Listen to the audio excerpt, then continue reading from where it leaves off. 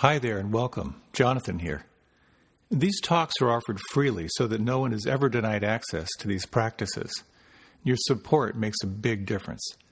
If you feel inspired to make a donation, please go to jonathanfoust.com. Thank you.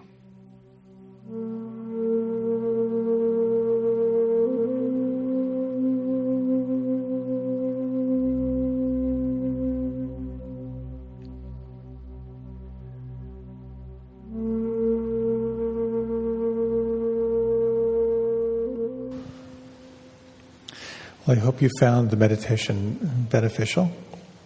As someone pointed out, it's not just what you got from that meditation, but it's also all the trouble you did get into for the last half hour by being quiet. So you have to factor that in. There's a site that I stumbled across that I like to check in with every now and then.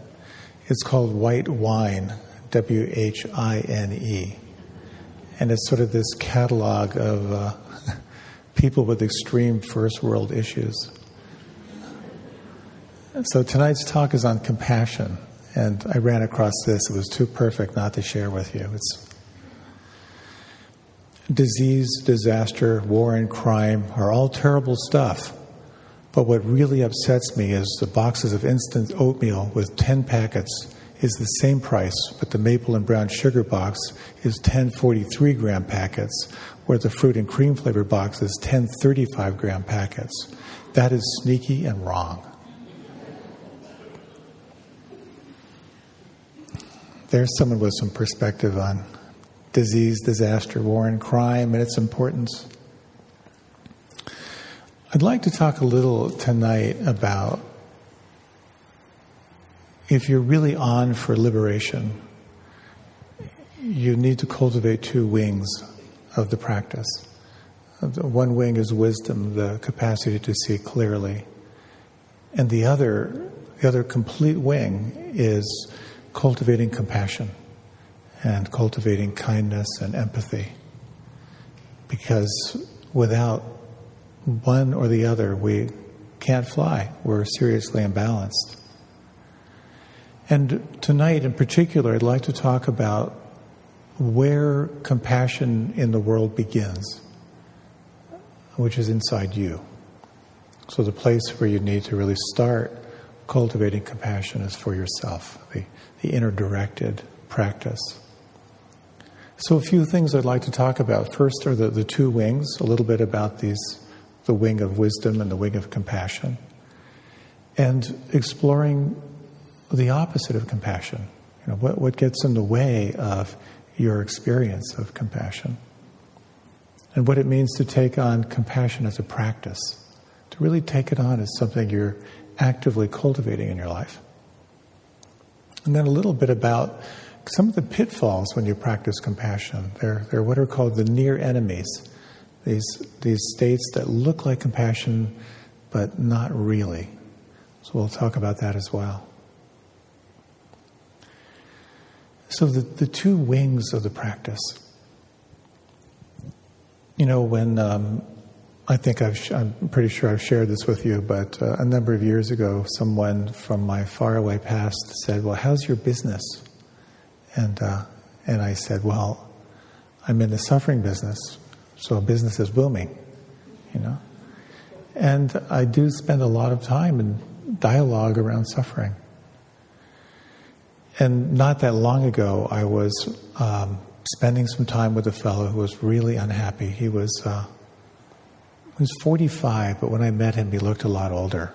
He just seemed so world-weary. He was feeling really isolated in his life, and everywhere he looked, there was just sort of nonstop issues. And he wanted to take some time to look at that. So he saw there were relationship issues at work, there were relationship issues with his wife, and there were relationship issues with his kids. So there was something going on in the realm of how he was relating to other people. And he wasn't happy about anything in his life. There were some injustices at work that he thought were not right. He was frustrated with his wife. His kids were a never-ending source of conflict for him. And he acknowledged that he really pushed his kids and his wife and the people he worked with, he pushed them hard to be better at what they were doing. And as we explored his sort of judgmental, kind of aggressive, pushy nature with everyone in his life, he started saying things like, if I don't push, they're going to be complacent. They're going to be lazy. They're not going to do what they can. If I don't push back at work, I'm going to be taken advantage of. So he was a really super critical person, as you can imagine. And of course, just as he was judgmental and pushing everyone around him, that's exactly what he was doing with himself. So when he was able to do the U-turn of looking out there to look back at himself, he began to explore that judging, aggressive quality that he was applying to himself. And he talked about he was a believer in constant and never-ending improvement. That was his kind of motto in life. And as he began to examine that, the one side of the coin is always looking to refine what you're doing, but the other side is you're never allowed to rest where you are.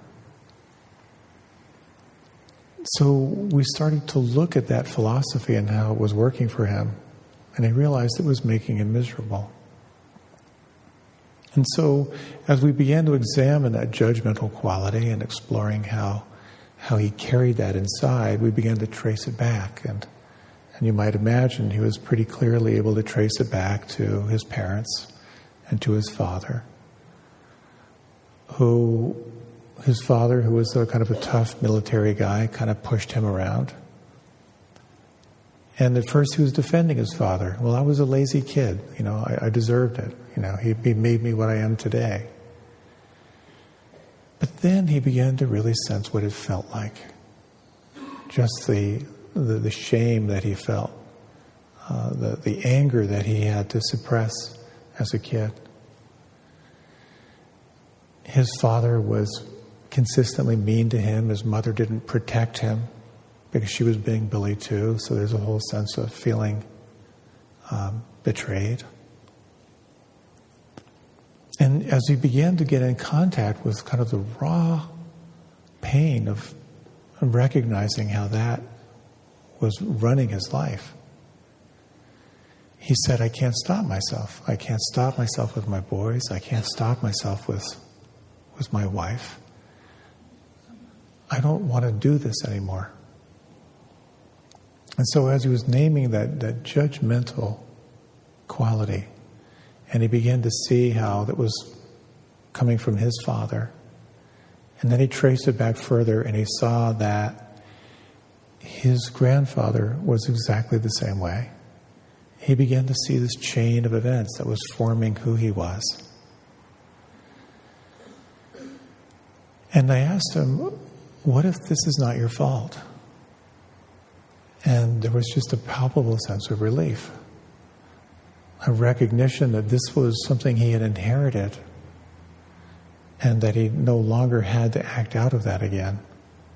But that sense of feeling the pain of it, what began to shift it for him. The willingness to really acknowledge where the suffering lies. And we all have our inheritance of suffering. We've all experienced pain. We've all experienced betrayal. And when we practice mindfulness, when you practice non-judging awareness, everything unhealed in your life is going to find its way to be seen and felt and acknowledged. And really the only choice we have when you get down to it is to fall back on these two wings of wisdom and compassion. So what is this? What is my experience right now? Can I see it clearly for what it is? And then can I be with it? How can I hold this? And developing your compassion practice is what can allow you to hold that which you see and that which you feel in your life for yourself and for those around you. If we have wisdom but no compassion, you can see the suffering, but you might not be motivated to do anything about it. If you don't have compassion in that same way, you're not motivated. But as the Buddha said, when both are fully developed, when wisdom and compassion are fully developed, enlightenment is inevitable. Like that is the formula for awakening, to see clearly and to explore how you can hold it. Compassion is referred to as one of the 4 Brahmaviharas. And the word Brahmavihara translates as a number of things, like as a holy abode. But the best description I like is they're called the immeasurables. That when you feel compassion, when you tune into compassion, it is boundless. There's no edge to compassion.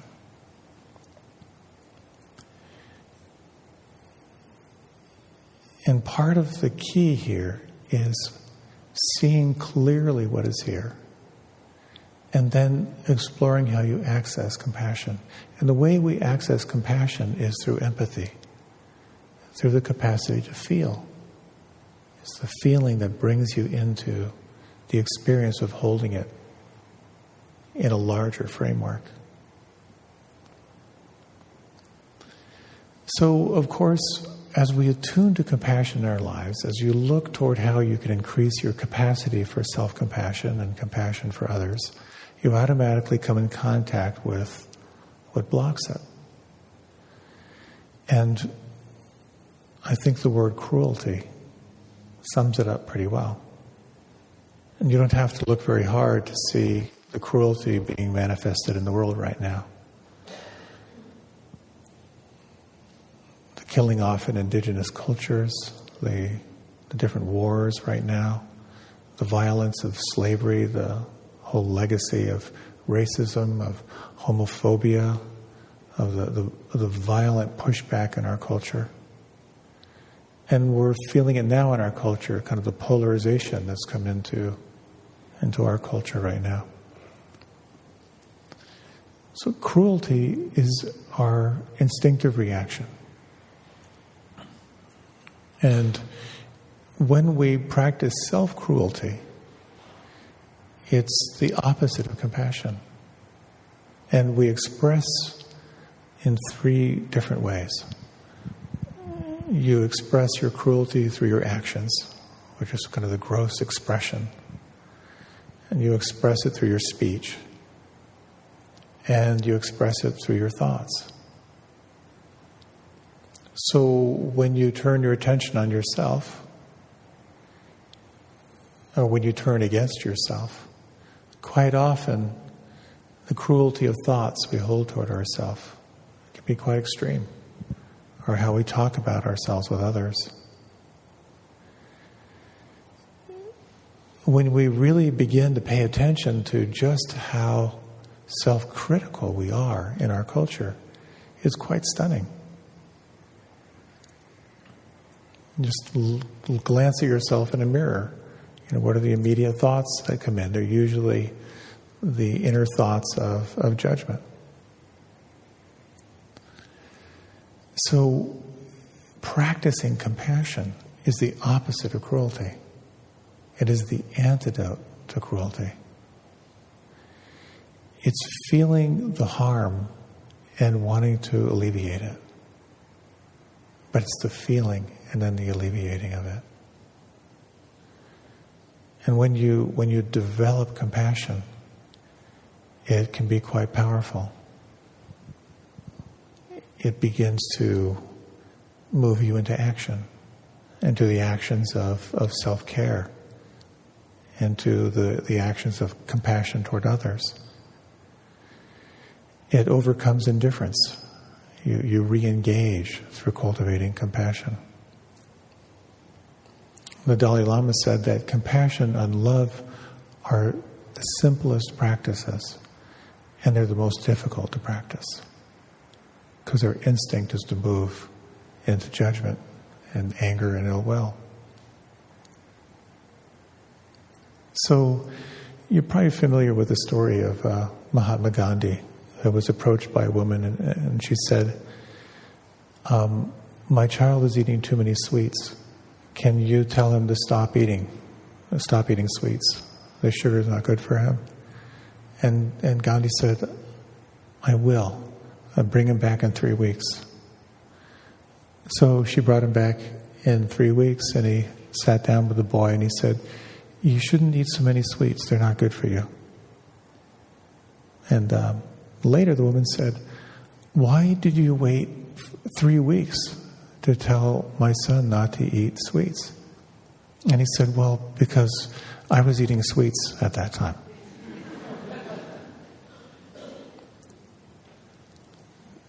And in that same way, if we're wanting compassion from others, if we're wanting more compassion in the world, we have nowhere to start but with ourselves, which is the hardest place quite often, because we're so trained to be self-judgmental. So practicing compassion is a practice. I'd like to talk a little bit about how you can sort of fine-tune the practice for yourself. I hate to admit it, but I got whacked with another very intense kind of headache, migraine over the last couple of days. I'd gone about 3 months with nothing at all. And I'm beginning to recognize the warning sign is when I start thinking, hey, maybe I've really knocked this thing out. It's never going to happen again. But it was, it's a huge amount of pain and enduring for about 3 days, kind of an unrelenting pain. And it's in the back of the head, and I can't read, and I can't think straight.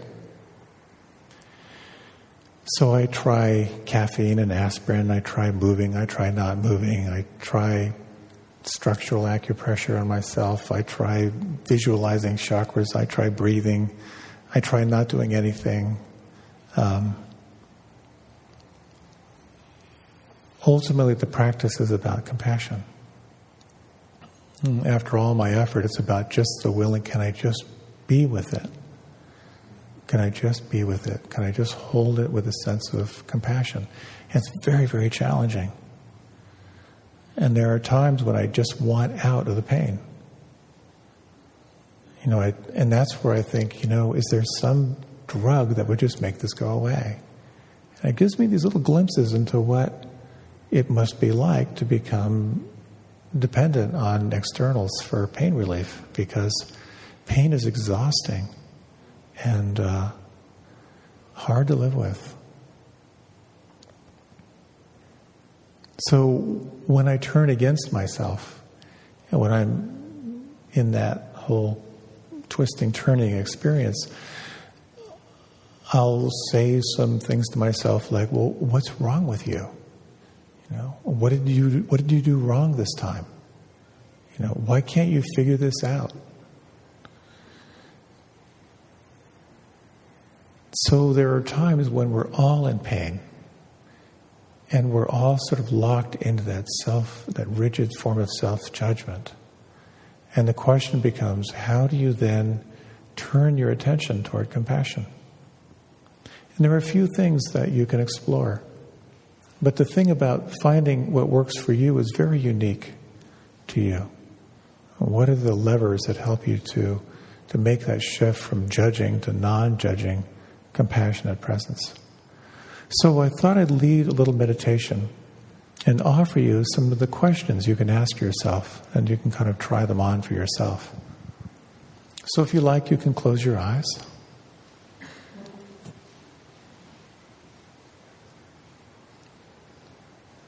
And you might just bring into mind just some place in your life where you feel like there's some unpleasantness. Anywhere where you may feel some self-judgment or judgment of others.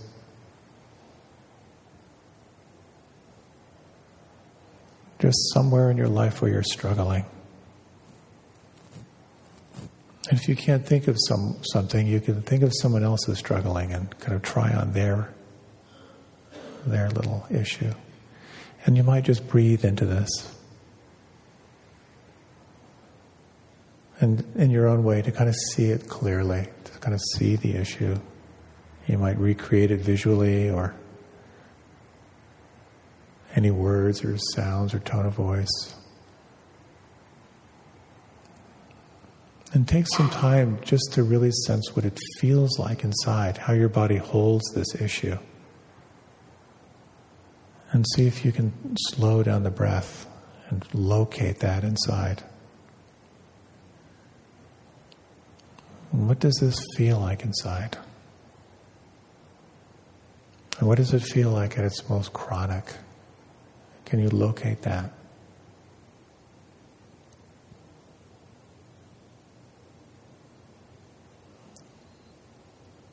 And as you sense what this feels like inside, I'll offer a few questions that some have found helpful. And you might apply them and just sense anything that might shift or move or change on the inside.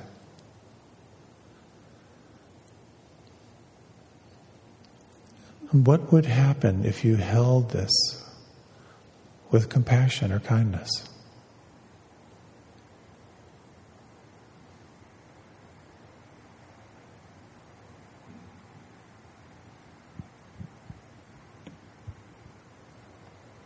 What if you said, I care about this pain?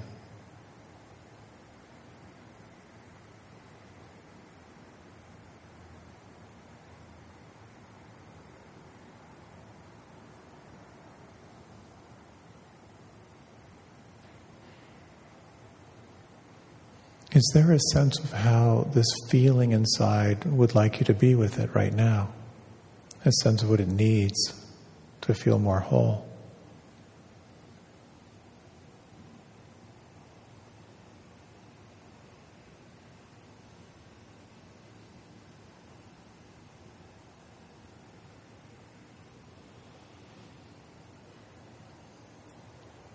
What if this is not so much a problem to be solved, but just something to be with?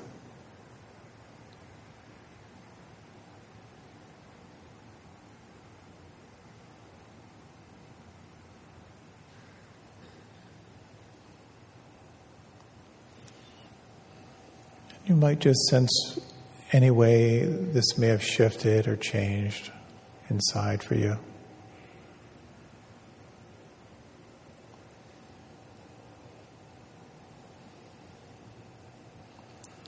And if you like, you can then deepen your breath. And you can let your eyes open.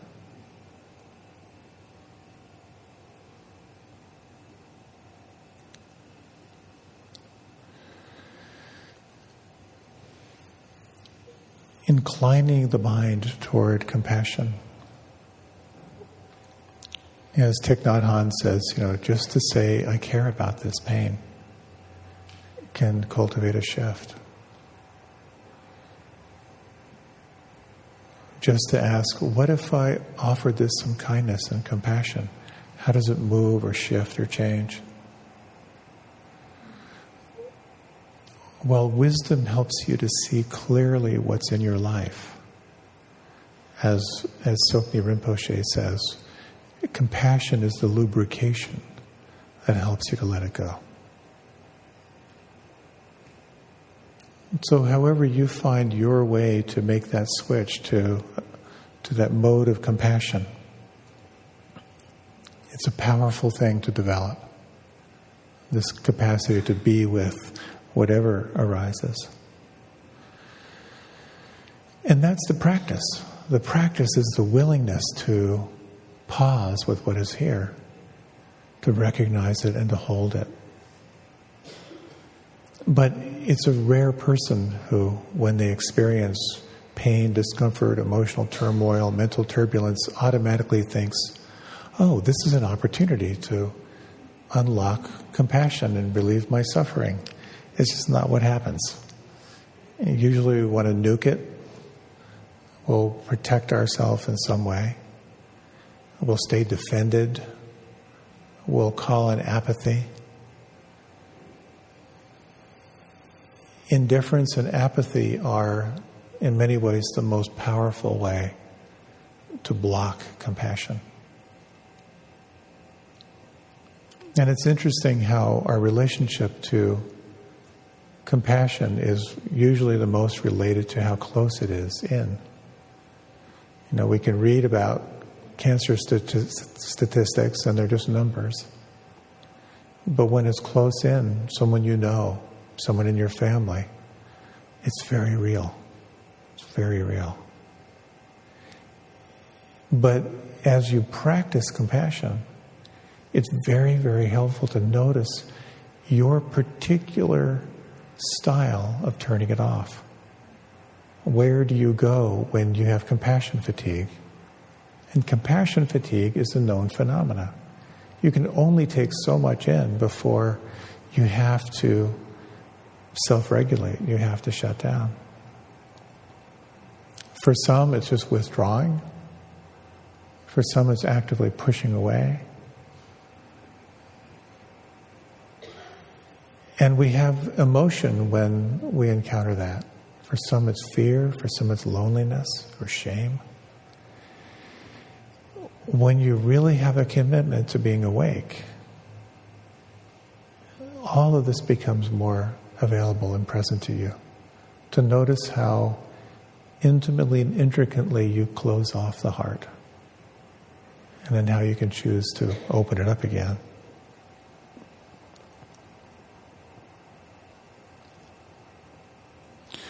So there are some qualities around compassion in the heart that look very close, but they're called near enemies.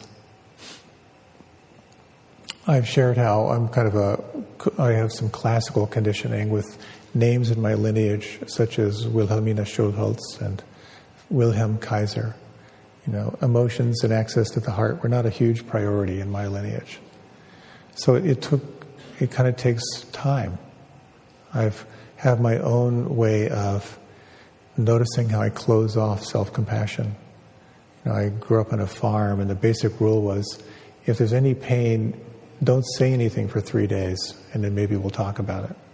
It's just that way of denial was sort of my specialty. So it can be very helpful to look at how you turn off when you're around pain, your particular style. But there are 3 things in exploring self-compassion that can be pitfalls. One is self-pity. There's kind of a near enemy of bringing a tenderness to yourself that can sometimes slide into self-pity. But when you're really seeing clearly what is there and bringing a sense of compassion and kindness to it, there's kind of a difference from sort of the indulgence that comes in sort of the circular process of self-pity. Another way we kind of judge ourselves in relationship to compassion is how we feel if we're compassionate to ourselves, it means we're weak or we're complacent, that we're not strong enough or we're giving up. And again, you can see how close that is. But when you explore pure compassion, there is a quality of holding that brings you to a much deeper sense of wholeness.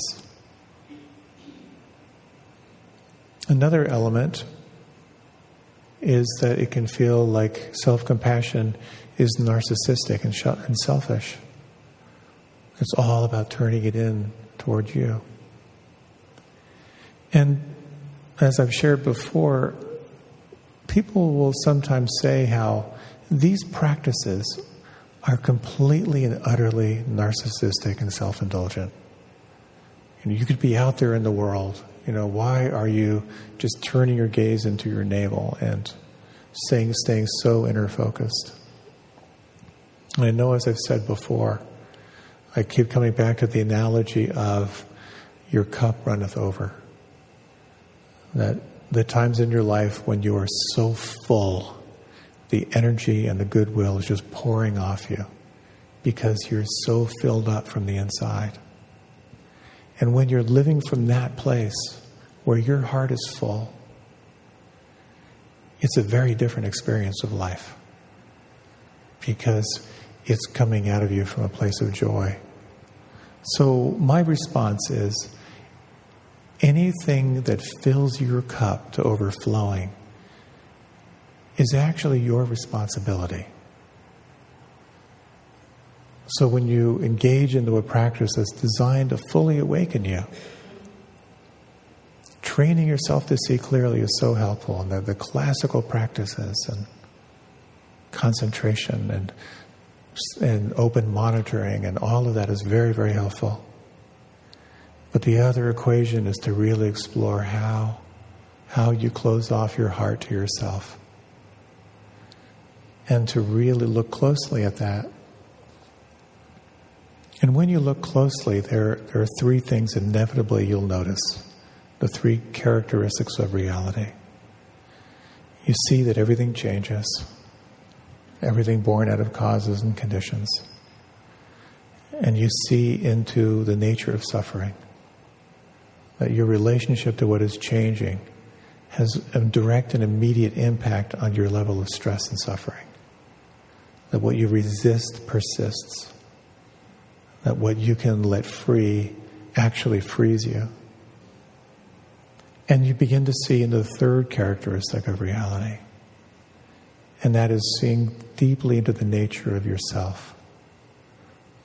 That there's a quality of yourself that is in change and flux.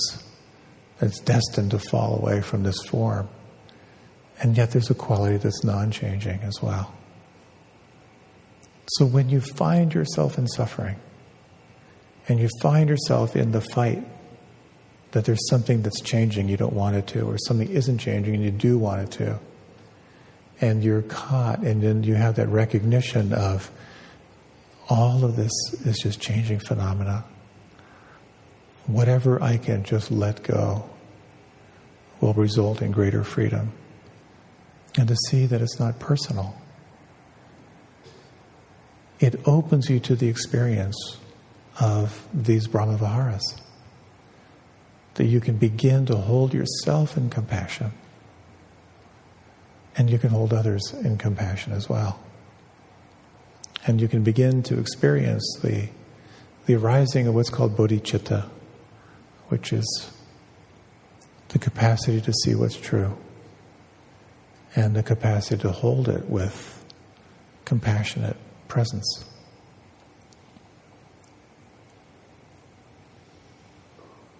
Just as when you practice concentration and you notice the mind is off, you begin to see all the patterns of how you move away from the present moment. When you begin to explore keeping your heart open to yourself and opening to others, you'll also begin to notice your patterning of resistance. And you can begin to see all the ways that you close yourself off from being truly happy or truly free. And that's both the beauty of the practice and the reality of the practice. And where I find when we can practice in community, it makes this transformational practice a lot easier. Why don't we close with a little time just to sit.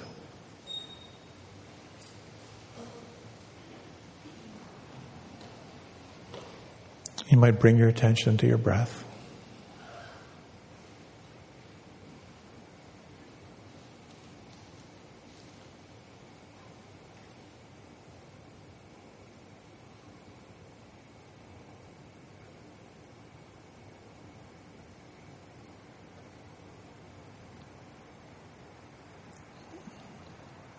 And take this time to sense these two wings of the practice. The wing of wisdom. And you might let your sense doors be wide open. The here and now in the body.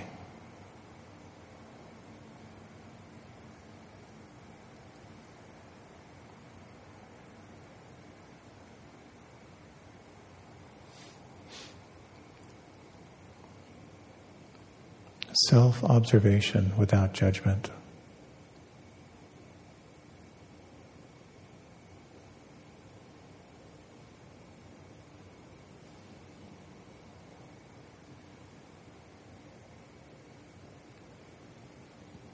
And you might reflect on your willingness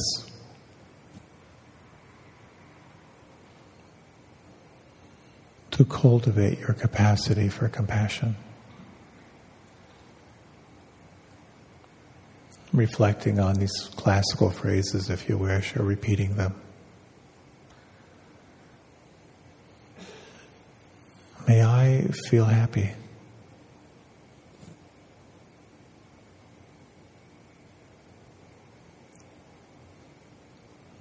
May I know peace.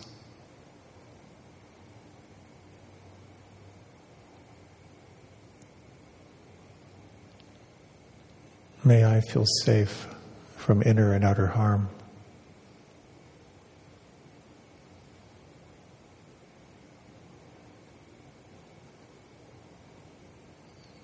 May I know the fullness of compassion for myself and others.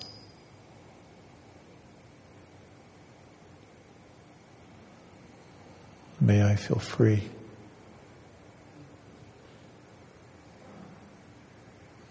And as you feel the breath, you might imagine your willingness to deepen and broaden and expand your capacity for happiness and peace, for safety and compassion.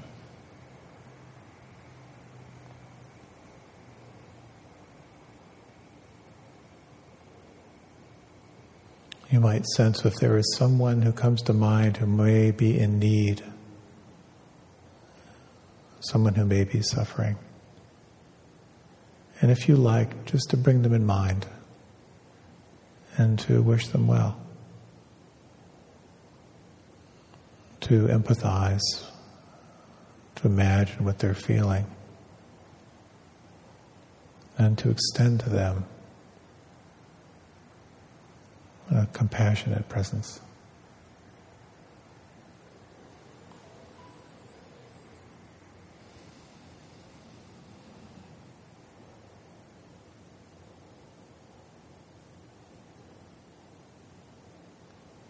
And you might imagine that spreading out and offering it to the furthest edges of space. May all beings feel happy and safe, free.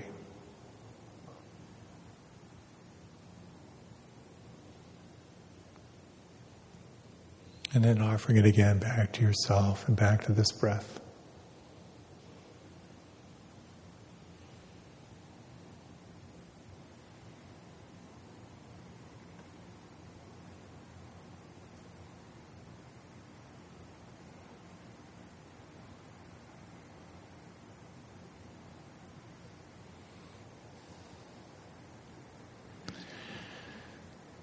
And now you can deepen the breath. And as you're ready, you can let your eyes open.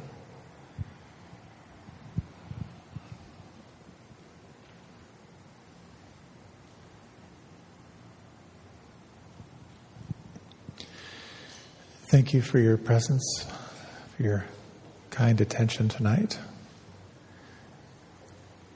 If you'd like to sign up on the mailing list, you can sign up in the back. Your generosity is so appreciated for the class and for myself. Next week, we're going to talk a little bit about compassion externally as a way to extend the practice beyond. Also want to mention that there's awesome yoga at 6:30 if you're not aware of that.